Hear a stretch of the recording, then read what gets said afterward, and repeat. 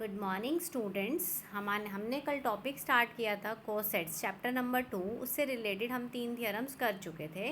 अब हम स्टार्ट करते हैं theorem number 4। If H is a subgroup of G then prove that there is a 1-to-1 correspondence between any two right coset of H in जी।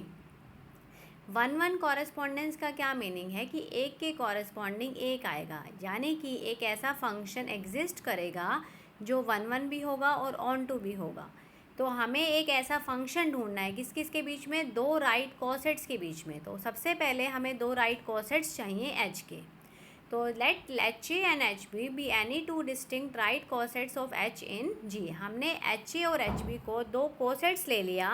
हमें इनके बीच में एक 1-1 correspondence दिखानी है, यानी कि एक फंक्शन बनाना है जो 1-1 होगा और ऑन टू होगा। तो हमने एक फंक्शन डिफाइन किया, let f is a function from h a to h b such that f of small h a, जैसे कि मैंने पहले बताया था स्मॉल एच जो है वो कैपिटल एच का एलिमेंट है। F of small h a equal to h b for all h belongs to H. अब जब हमने फंक्शन को अपनी तरफ से डिफाइन किया है तो पहले मुझे प्रूव करना पड़ेगा कि function is well defined. For h1 and h2 belongs to h we take h1a equal to h2a। हमने दो एलिमेंट्स को इक्वल लिया, दो एलिमेंट्स को इक्वल लेके उनकी इमेजेस को इक्वल दिखाएंगे। h1a equal to h2a imply h1 equal to h2, that is h1b equal to h2b, that means f of h1a equal to f of h2a। इसका क्या मीनिंग हुआ? Function is well defined. अब हमें 1-1 दिखाना है। 1-1 का meaning क्या होता है? Distinct elements have distinct images, यानी कि अगर एलिमेंट्स डिस्टिंक्ट हैं तो उनकी इमेजेस डिस्टिंक्ट होंगी, या फिर अगर इमेजेस इक्वल हैं तो एलिमेंट्स भी इक्वल होंगे। तो हमने दो एलिमेंट्स की इमेजेस को इक्वल ले लिया कि h1 और h2 h में से बिलोंग कर रहे हैं, लेकिन उनकी images f of h1a equal to f of h2a, that means h1b equal to h2b। इसका क्या मीनिंग हुआ? h1 इक्वल टू h2 और h1a इक्वल टू h2a। तो फंक्शन हमारे पास बन गया 1-1। अब हमें प्रूव करना है function is onto. Onto दिखाने के लिए let h b be an arbitrary element of capital H B. अब एच बी हमने को डोमेन में से एक एलिमेंट लिया एच बी। अब एच बी अगर एच बी में बिलोंग कर रहा है तो एच एच में बिलोंग करेगा। तो एच एच में बिलोंग कर रहा है तो एच ए किस में बिलोंग करेगा? एच ए में। यानी कि for each h b belongs to h b we can find h a belongs to h a such that f of h a equal to h b and therefore, यानी कि function जो हमने define किया वो well defined हो गया, 1-1 हो गया, ऑन टू हो गया। इसका मतलब दो कोसेट्स यानी कि एच ए और एच बी के बीच में 1-1 कॉरेस्पॉन्डेंस एग्जिस्ट करती है। तो हमने ये प्रूव किया है कि एच के कोई भी दो कोसेट्स लेंगे तो उनके बीच में 1-1 कॉरेस्पॉन्डेंस आती है। नेक्स्ट थियरम है theorem number 5। If H is a subgroup of G then there is a 1-1 correspondence between the set of left coset of h in g and the set of right coset of h in g। देखिए fourth theorem से थोड़ा सा different है। Fourth theorem में हमने show किया था कि दो कोसेट्स के बीच में, चाहे वो दोनों राइट हों या फिर दोनों लेफ्ट हों, उनके बीच में 1-1 कॉरेस्पॉन्डेंस आती थी। तो दोनों या तो राइट होने चाहिए या लेफ्ट होने चाहिए। लेकिन यहाँ हम फिफ्थ थ्योरम में ये शो कर रहे हैं कि set of left cosets of h and the set of right cosets of h in g, यानी कि दो सेट हैं, एक सेट में लेफ्ट कोसेट है, एक सेट में राइट कोसेट है। इन दो सेट्स के बीच में 1-1 कॉरेस्पॉन्डेंस एग्जिस्ट करती है। तो हमने एक फंक्शन डिफाइन किया, let f be a function from the set of left coset of h in g to the set of right cosets of h in g such that f of, अब देखिए जो domain वाला set है उसमें left coset है, यानी कि F of left coset किस टाइप का होगा? ए एच टाइप का। तो एफ ऑफ ए एच की इमेज हमने बना दी, और वो को डोमेन में एलिमेंट्स किस टाइप के हैं? राइट कोसेट में। तो एफ ऑफ ए एच को हमने डिफाइन किया एच ए इनवर्स, यानी कि लेफ्ट कोसेट की जो इमेज है वो हमने राइट कोसेट बना दी for all A belongs to G. तो ए एच अगर लेफ्ट कोसेट है तो एच ए इनवर्स क्या है? Right coset. तो सबसे पहले हमें ये दिखाना पड़ेगा कि function is well defined. Function well defined कैसे होगा? A H equal to B H हमने लिया, दो एलिमेंट्स को इक्वल लिया, तो A inverse A H equal to A inverse B H. तो H equal to A inverse B H. तो एच ए इनवर्स बी अगर एच के इक्वल है, क्योंकि h equal to A inverse B h है, इसका मतलब ए इनवर्स भी एच में बिलोंग करेगा, एच इंटू ए इनवर्स भी एच के इक्वल होगा, that means h A inverse equal to h b inverse होगा। तो F of A H equal to क्या बन जाएगा, एफ ऑफ बी एच। तो फंक्शन को अभी हमें 1 1 दिखाना है। 1 1 के लिए जैसे मैंने आपको बताया, distinct elements have distinct images. या तो एलिमेंट्स को अनइक्वल लेके चलो और इमेजेस को इक्वल अनइक्वल दिखा दो, या फिर इमेजेस को इक्वल लेके चलो और एलिमेंट्स को इक्वल दिखा देना। अगर हमें सबसे पहले हमने दो एलिमेंट्स की इमेजेस को इक्वल लिया, तो F of A H equal to F of B h. A h की इमेज क्या हो गई, एच ए इनवर्स, बी एच की इमेज क्या हो गई, एच बी इनवर्स। तो दोनों तरफ बी से पोस्ट मल्टीप्लाई किया, H A inverse B equal to H, यानी कि A inverse B belongs to H. तो A inverse B H that is equal to H.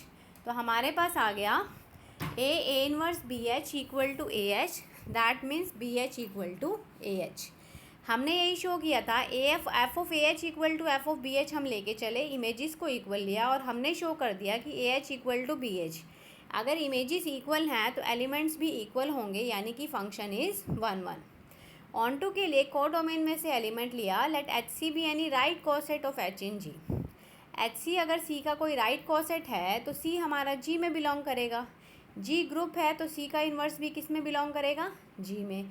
सी का इन्वर्स जी में बिलोंग कर रहा है तो सी इन्वर्स एच हमारे पास एक लेफ्ट कोसेट होगा ऑफ एच इन जी। तो F of C inverse H that is equal to H into C. तो कोडोमेन के हर एलिमेंट के कॉरेस्पॉन्डिंग हमें डोमेन में ऐसा एलिमेंट मिल गया जिसकी इमेज कोडोमेन का एलिमेंट था, that means function is onto टू। 1 1 भी हो गया, ऑन टू भी हो गया। इसका मतलब set of left coset of H G से राइट कोसेट्स ऑफ जी, यानी कि लेफ्ट कोसेट्स के सेट से राइट कोसेट्स के सेट पे एक 1 1 कॉरेस्पॉन्डेंस एग्जिस्ट करती है, ये हमें शो करना था। तो अब हम अपने एग्जांपल्स पे आते हैं। Let g be the additive group of integer. देखिए अब ऑपरेशन एडिशन चलेगा। H be the subgroup of g obtained on multiplying each element of ji by 3, find cosets of h. कैसे कोसेट्स निकलते हैं ये ध्यान से देखिएगा। जी हमारे पास इंटीजर्स का सेट है, इंटीजर का सेट मतलब 0 1 2 3 -1 -2 -3। एच में क्या है, सब ग्रुप है जी का, obtained on multiplying each element of ji by 3। H में हमने जी के एलिमेंट्स को 3 से मल्टीप्लाई कर दिया, यानी कि एच में एलिमेंट्स आएंगे 0 3 6 9, ऐसे ही -3 -6 -9 एंड सो ऑन। हमें एच के कोसेट्स निकालने हैं। अब यहाँ ऑपरेशन एडिशन है तो हम ऑपरेशन में एडिशन ही लगाएंगे। तो हम जी का एक एलिमेंट लेंगे, उस एलिमेंट को एच में ऐड करते चलेंगे। सबसे पहले हमने 0 एक इंटीजर ले लिया, तो एच प्लस 0 करते हैं तो वो सेम एच ही रहता है। तो एच प्लस 1 करती हूँ तो सेट मेरे पास बन गया -8 -5 -2 1 4 7 10, ये इनसे अलग है। ऐसे ही एच प्लस 2 निकाला, -7 -4 -1 2 5 8 11, यानी कि एच के सभी एलिमेंट्स में 2 ऐड कर दिया। अगर मैंने एच प्लस 3 निकाला तो एलिमेंट्स हैं -6 -3 0 3 6 9 12 and that is equal to h plus 0। अगर मैंने एच प्लस 4 निकाला तो वो एच प्लस 1 के इक्वल आ रहा है। ऐसे ही एच प्लस 5 निकालूंगी तो एच प्लस 2 के इक्वल आएगा। देखिए डिस्टिंक्ट कितने हुए, 3, H plus 0 H plus 1 H plus 2। इसी तरह से अगर मैं -1 वाले लेती हूँ तो एच में अगर मैं -1 ऐड करती हूँ तो वो रिज़ल्ट आता है एच प्लस 2 के इक्वल, और अगर एच में मैं -2 ऐड करती हूँ तो वो रिज़ल्ट आता है एच प्लस 1 के इक्वल। हमने रिज़ल्ट पढ़ा था कि कोई भी जो कोसेट्स होते हैं या तो वो डिस्टिंक्ट होते हैं या वो सेम होते हैं, डिसजॉइंट होते हैं। अब कोई भी दो कोसेट्स या तो डिसजॉइंट होंगे या फिर वो सेम होंगे। अब हमारे पास डिस्टिंक्ट कितने हुए, 3 हुए। कौन कौन से, एच प्लस 1 और h plus 2। We have only 3 distinct right cosets. और एक रिज़ल्ट और पढ़ा था हमने कि जी सभी डिस्टिंक्ट राइट कोसेट्स की यूनियन के इक्वल होता है, यानी कि जी को मैं लिख सकती हूँ H union H plus 1 union H plus 2। तो ये हमारे पास रिजल्ट बन गया। नेक्स्ट देखिए, let g be the group of all integers under usual addition, और एच में क्या है 5 into n, n belongs to z, यानी कि सभी इंटीजर्स को 5 से मल्टीप्लाई कर दिया। जैसे ऊपर वाले एग्जाम्पल में हमने 3 से मल्टीप्लाई किया था, वैसे यहाँ पे किससे मल्टीप्लाई करना है, 5 से मल्टीप्लाई करना है। तो हमें इसके कोसेट्स निकालना है। सेम प्रोसेस लगेगा जैसे अभी हमने किया। इसके कोसेट्स निकालेंगे H plus 0 H plus 1 H plus 2 H plus 3 H plus 4 तक। आगे जो हम निकालते हैं H+5 से वो वापस रिपीटेशन स्टार्ट हो जाती है। H+5 H के इक्वल होगा, H+6 H+1 के इक्वल होगा। तो हमारे पास इसके 5 डिस्टिंक्ट कॉसेट्स आते हैं, H, H+1, H+2, H+3 और H+4, और G इन सब की क्या बन जाएगी, यूनियन के इक्वल। नेक्स्ट है, if A and B are any two elements of a group G and H be any subgroup of G, then prove that HA equal to HB if and only if AB inverse belongs to H। तो हमें if and only if है, दोनों तरफ से prove करके दिखाना पड़ेगा। तो let HA equal to HB, अगर HA और HB इक्वल है तो हमें प्रूव करना है कि AB इन्वर्स H में बिलोंग करेगा। अब क्योंकि A HA में बिलोंग करता है तो A HB में भी करेगा, AB inverse HB B inverse में करेगा, यानी कि AB इन्वर्स H में बिलोंग करेगा। कन्वर्सली लेट AB इन्वर्स अगर H में बिलोंग कर रहा है तो हमें प्रूव करना है कि HA इक्वल टू HB। अब AB इन्वर्स अगर H में बिलोंग कर रहा है तो H into AB inverse that is equal to H, दोनों तरफ B से पोस्ट मल्टीप्लाई कर दिया तो HA इक्वल टू HB। तो हमने शो किया HA equal to HB if and only if AB inverse belongs to H। ये रिजल्ट था राइट कॉसेट्स के लिए। सेम रिजल्ट हमारे पास लेफ़्ट कॉसेट के लिए होता है। लेफ़्ट कॉसेट का रिजल्ट क्या होता है, सेम प्रोसेस रहेगा, अपने आप ट्राई करेंगे। AH इक्वल टू BH अगर है तो A इन्वर्स B H में बिलोंग करेगा, और अगर A इन्वर्स B H में बिलोंग कर रहा है तो AH इक्वल टू BH रहेगा। नेक्स्ट भी सेम चलेगा। If A and B are any two elements of a group G and H be any subgroup of G, then prove that A belongs to HB if and only if HA equal to HB, और A belongs to BH if and only if AH equal to BH। इसका हम एक part देख लेते हैं। A अगर HB में belong कर रहा है, दोनों तरफ B इन्वर्स से मल्टीप्लाई किया तो AB inverse belongs to HB B inverse, यानी कि AB inverse belongs to H। AB inverse अगर H में बिलोंग कर रहा है तो H AB inverse that is equal to H, और HA equal to HB। Conversely हमने सपोज कर लिया कि HA इक्वल टू HB। अब हमें प्रूव करना है कि A HB में बिलोंग कर रहा है, क्योंकि A HA में तो बिलोंग करता ही है तो A किस में बिलोंग करेगा, HB में। Similarly we can prove second part, A belongs to BH if and only if AH equal to BH। Next example है, find the right coset decomposition of group G with respect to subgroup H and show that G is a union of all such right cosets. अब हमें देखिए right coset of decomposition निकालने, right coset decomposition of group G with respect to H, यानी कि हमें G को इन सब के यूनियन के इक्वल दिखाना है। कॉसेट्स आते कैसे हैं, देखिए थोड़ा सा थ्योरी होगी इसमें। थ्योरी कैसे होगी, जैसे कि सबसे पहला कॉसेट तो हमारा H ही होता है, क्योंकि H into e that is equal to H। तो H अपने आप में क्या होता है, एक right coset of H in G। एक कॉसेट तो G का क्या हो गया, H। अब हमने दूसरा कॉसेट निकालना है। दूसरे कॉसेट को निकालने के लिए, क्योंकि हमें पता है दो राइट कॉसेट या तो डिसजॉइंट होते हैं या फिर आइडेंटिकल होते हैं, तो G में से एक एलिमेंट लिया हमने, A बिलोंग्स टू G।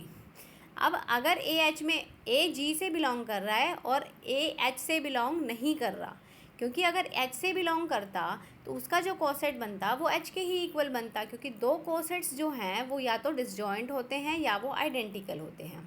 तो हमने A G में से लिया और A H में बिलोंग नहीं कर रहा, इसका मतलब H A एक डिस्टिंक्ट राइट कोसेट हो जाएगा जो H से अलग होगा। We have another distinct right coset H A of H in G। इसी तरह से G में से एक और एलिमेंट उठाओ B।